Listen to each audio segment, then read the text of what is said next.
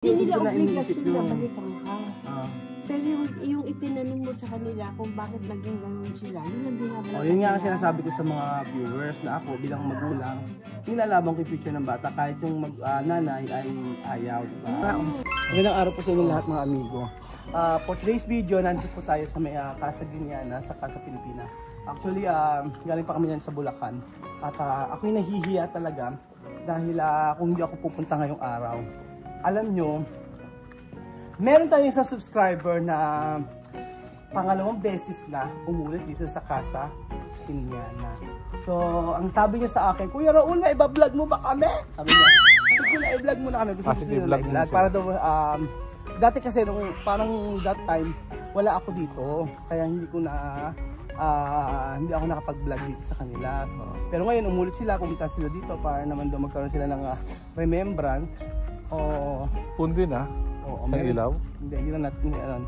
May remembrance sa kanilang pag-stay dito. So, ang layo pa nila. Kalilanin po natin mga amigo ang 2 times na po na nagpunta dito sa Casa Guiniana. Yun na. So, asan ba sila? Pangatlo pa raw, pumunta pa raw dito. Magandang araw po! Asan na siya? Asan na po ba? Akala ko ba? Asan na ba? Ito na, makukulit na naman tayo. Ikaw muna, wala akong pray. Eh, di ba gusto mong i-vlog? O ayan, ipa-vlog ka na namin. Mamaya, pakita mo pa yung papaya mo yung dahon. Papaya daw walang dahon. Hindi ba papaya mangga? Sino na ba birthday? Happy birthday, kuya. Totoo nga, bumalik sila. Oo. At saka na... Teka, dati ba na-i-vlog ko kayo? No. Kasi very late na siyang dumating. Dumating, oo nga. Happy birthday. Hello. Asan na si baby? Kasi makulit na bata. Kaya nga. Buti naman. Suchi din ba may dadaling ba? Buti umulis kayo dito. Eh, syempre, gusto ng nanay. Parang ikaw ba masusunod? Ay, natural. Mag-gusto ko. Parang sa birthday ko, malay mo, nandun ako lang. Naku, oo nga. Alam mo, pag sa kabila ka pumunta, malaki na ang bawas eh. Eh, talaga? Oo. Magkano ba dito? Ang pansin. Sabi na anak, di ba mama manita? Aba, ewan ko sabi ko, ay alam ko doon. Hindi, may discount na rin dito. Pangalawa na kayo, siyempre. Oo, ilan ba kayo pumunta rito ngayon? Ayaw ko doon sa mga alipores yung manugang ko. Basta kami. Alipores. Parang pinatandaan ako sa alipores na yan. Tanong ko sa'yo, ilan ano? Saan kayo galing? Sa Sa Quezon City pa. Kami-tabi ng Kapkaringat. In between kami ng Severville Subdivision. Oo. Anong At saka medyo maingay dito tayo sa part. At saka doon kami sa Medyo maingay dito sa part. Kapkaringat. At saka in between, basta burger kami. Ano? Askam Karingal. Burger. Kasi Severville Subdivision, which is ang mga nakatira doon mga artista. Mga artista. Ay! Tapos, Ibig sabihin yung mga kapitbahay niya, mga artista. pero may pader na mahaba. Pero birthday mo ngayon? Birthday niya ngayon? Kailan yung birthday mo? Sigwet! Huwag mo na ngayon kasi mamaya hindi pa ako Kumusta ba? makaipon. Ano ba tumamasawi ito? Ngayon? Oo. Wala. Bakit? Akala ko, nangubuha ka ng Nandiyan yung ko, nandiyan yung aking Lagay ka naman mo? Ala naman kukuha yun, ba tayo may labas Hindi kayamanan. Ano? Yung mga Alipores na naman. Hindi. Alam mo tawag doon, yung anik-anik mo na nasa bag na lagi mo dito. Anong reason bakit bumalik kayo dito?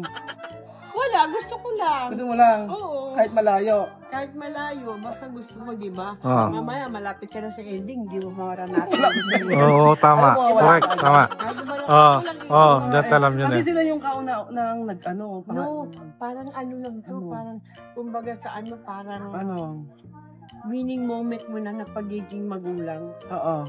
Nung nung bata. Dito nga tayo, ulit tayo, medyo maingay dyan, hindi tayo nanay. Nung bata ka kasi. Nung bata, Nung bata ka pat nagpapaaral ka ng mga bata, nandyan yung hirap lahat, diba? Oo, ibig sabihin na ba anak nyo? Tatlo lang. 3 anak nyo. Oo. Tapos silang lahat sumagot dito.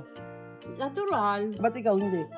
Ay, reward na yan sa akin na pagiging nanay, no? Ibig sabihin, pinagtapos mo sa pag-aaral. Oo. Tapos, yung panganay ko eh. Ay, asawa mo asaan? Nandun na, yung pinakamaingay kanina. Yung maingay kanina rito. Oo, ang ingay na. Lasing na nga eh. Hindi pwede malasing yan kasi may ano yan. Ay ano, Lasing na nga, lasing na.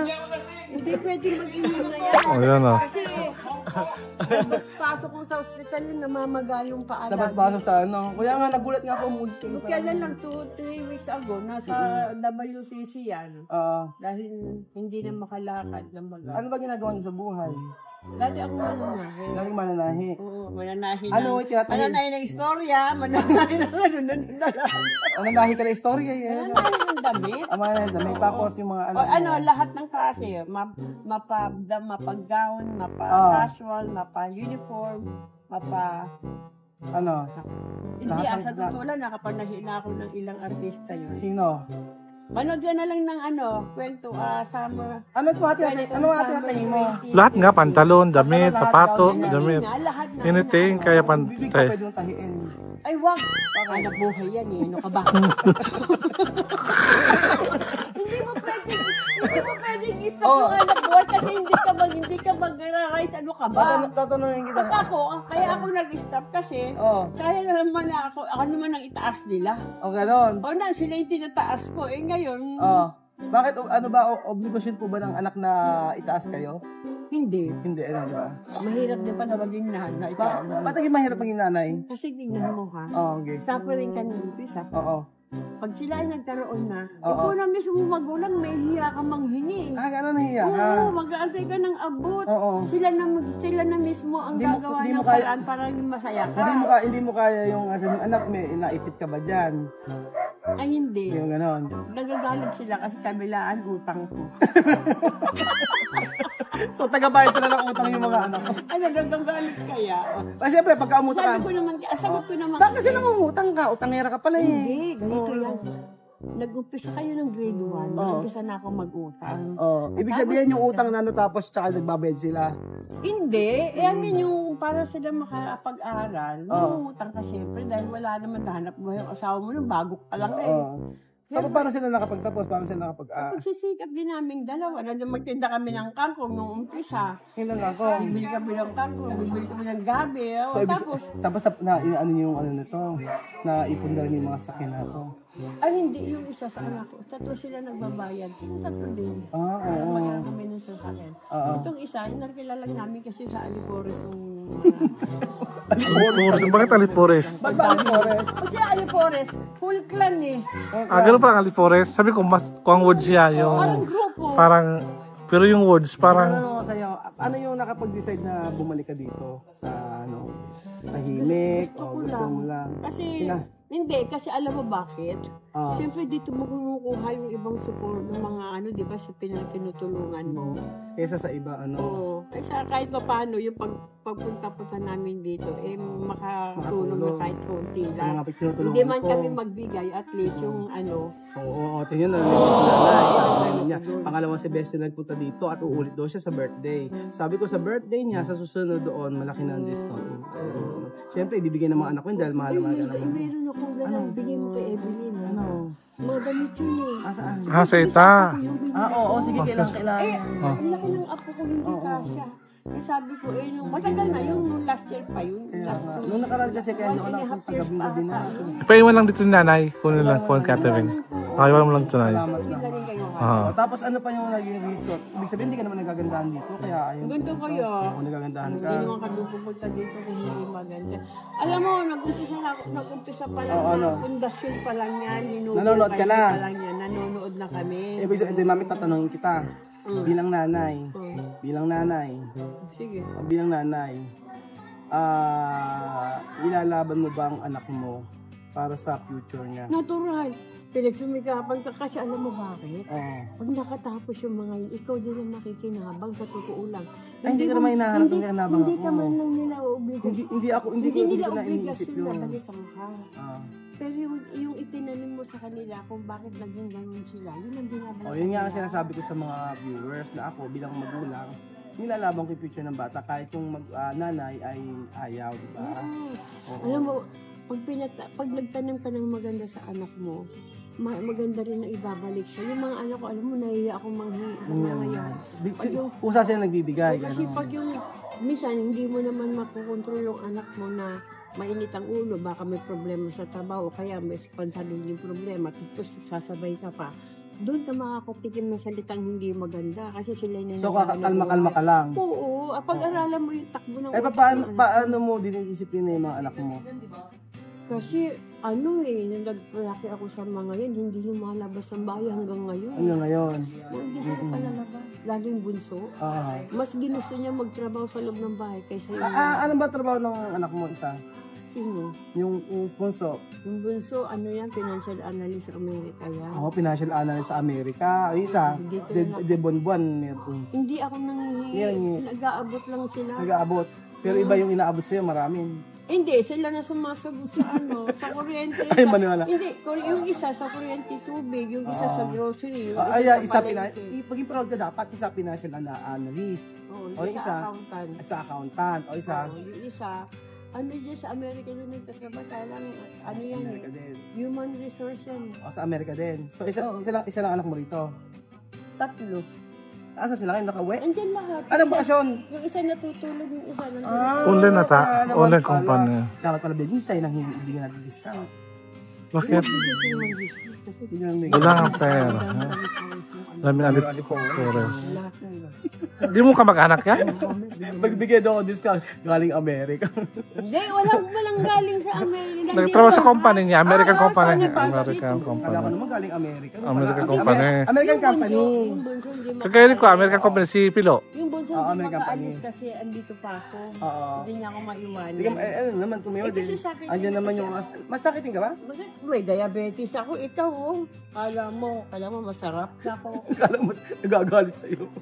Tinabang kami ko, namamakyo na siya, Hindi ba, makyo, hindi naman Minom ka naman ng gamot, okay naman yan. Ayoko ng gamot kasi iba yung pakiramdam ko. So anong ininom mo para mabawa yung sugar mo?